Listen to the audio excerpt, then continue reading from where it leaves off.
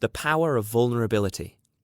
In a world that views vulnerability as being weak, I recently watched a TED Talk that seeks to show the power of vulnerability and demonstrates that vulnerability is actually the birthplace of innovation, creativity, and change. When I was diagnosed with my mental illness, if the doctor had not seen the psychological vulnerability that even I wasn't aware of and concentrated on improving my visual, physical health, the course of my journey would not have changed. I would have continued to languish in the dark, damaging world of anxiety-driven palpitations.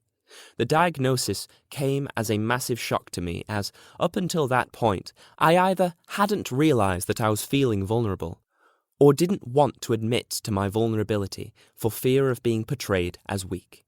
This highlighted that because of all the other symptoms, I wasn't capable at the time of seeing the true damage that had been caused, and I wasn't in a fit state of mind to make rational decisions that could have had an impact on my life.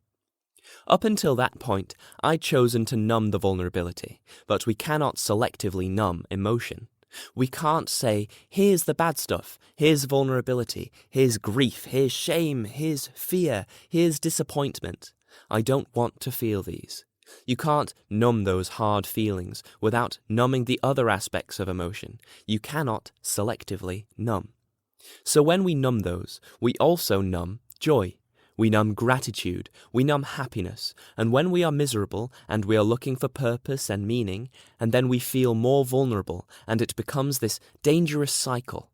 By exposing my vulnerability, the doctor allowed me to start to take control and start to make steps on the road to recovery.